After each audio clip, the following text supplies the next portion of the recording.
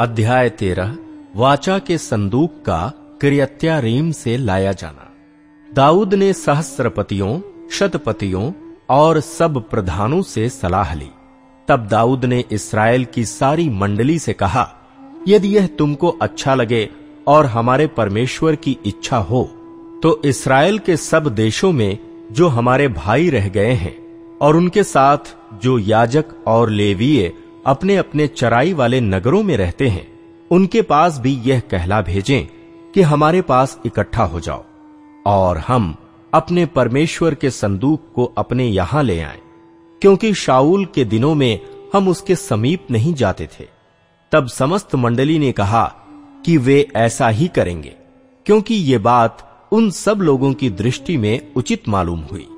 अतः दाऊद ने मिस्र के शीहोर से ले हमात की घाटी तक के सब इस्राएलियों को इसलिए इकट्ठा किया कि परमेश्वर के संदूक को किर्यत्यारीम से ले आए। तब दाऊद सब इस्राएलियों को संग लेकर बाला को गया, जो किर्यत्यारीम भी कहलाता था और यहूदा के भाग में था, कि परमेश्वर यहोवा का संदूक वहां से ले आए। वह तो करूबों पर विराजने वाला है और उसका नाम भी यही लिया जाता है। तब उन्होंने परमेश्वर का संदूक एक नई गाड़ी पर चढ़ाकर अबीनादाब के घर से निकाला और उज्जा और अहियो उस गाड़ी को हाँकने लगे। दाऊद और सारे इस्राएली परमेश्वर के सामने तन मन से गीत गाते और वीणा, सारंगी, डफ, झांझ और तुरहियां बजाते थे। जब वे कीदोन के खलिहान तक आए, तब उज्जा ने अपना हाथ संदूक को पकड़ने के लिए बढ़ाया, क्योंकि बैलों ने ठोकर खाई थी। तब यहोवा का कोप उज्जा पर भड़क उठा और उसने उसको मारा, क्योंकि उसने संदूक पर हाथ लगाया था। तब वहीं परमेश्वर के सामने मर गया। तब दाऊद अप्रसन्न हुआ, इसलिए कि यहोवा उज्जा पर टूट पड़ा था। तब उसने उस स्थान का नाम पेरेसुज्जा रखा। यह नाम आज तक बना है। उस दिन दाऊद परमेश्वर से डर कर कहने लगा, मैं परमेश्वर के संदूक को अपने यहां कैसे ले आऊं? तब दाऊद संदूक को अपने यहां दाऊदपुर में न लाया, परंतु ओबेदेदोम नामक गती के यहां ले गया और परमेश्वर का संदूक ओबेदेदोम के यहां उसके घराने के पास 3 महीने तक रहा।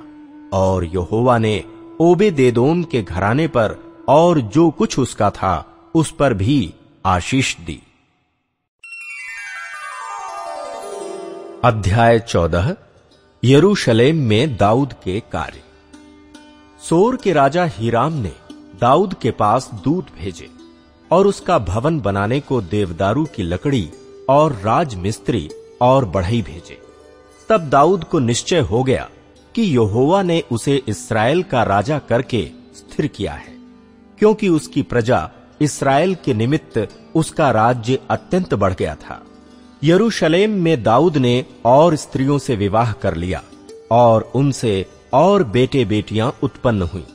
उसकी जो संतान यरूशलेम में उत्पन्न हुई, उनके नाम ये हैं: शम्मू, शोबाब, नातान, सुलेमान, यिभार, एलीशु, एल पेलेत, नोगह, नेपेग, यापी, एलीशामा, बेलियादा और एली पेलेत। पलश्तियों पर दाऊद की विजय। जब पलश्तियों ने सुना कि पूरे इस्राएल का राजा होने के लिए दाऊद का अभिषेक हुआ, तब सब पलिश्तियों ने दाऊद की खोज में चढ़ाई की। यह सुनकर दाऊद उनका सामना करने को निकल गया। पलिश्ती आए और रपाईम नामक तराई में धावा बोला। तब दाऊद ने परमेश्वर से पूछा, क्या मैं पलिश्तियों पर चढ़ाई करूं और क्या तू उन्हें मेरे हाथ में कर देगा? यहोवा ने उससे कहा, चढ़ाई कर, क्योंकि मैं उन्हें तेरे हाथ में कर दूंगा। इसलिए जब वे बाल परासीम को आए, तब दाऊद ने उनको वहीं मार लिया। तब दाऊद ने कहा, परमेश्वर मेरे द्वारा मेरे शत्रुओं पर जल की धारा के समान टूट पड़ा है।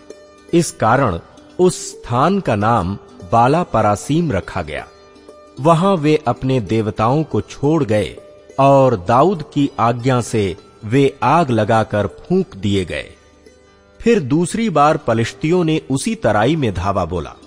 तब दाऊद ने परमेश्वर से फिर पूछा, और परमेश्वर ने उससे कहा, उनका पीछा मत कर, उनसे मुड़कर तूत के वृक्षों के सामने से उन पर छापा मार, और जब तूत के वृक्षों की फुनगियों में से सेना के चलने की सी आहट तुझे सुन पड़े, तब ये जानकर युद्ध करने को निकल जाना कि परमेश्वर पलिश्तियों की सेना को मारने के लिए तेरे आगे जा रहा है।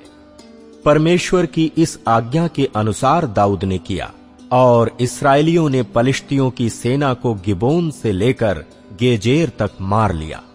तब दाऊद की कीर्ति सभी देशों में फैल गई, और यहोवा ने सब जातियों के मन में उसका भय भर दिया।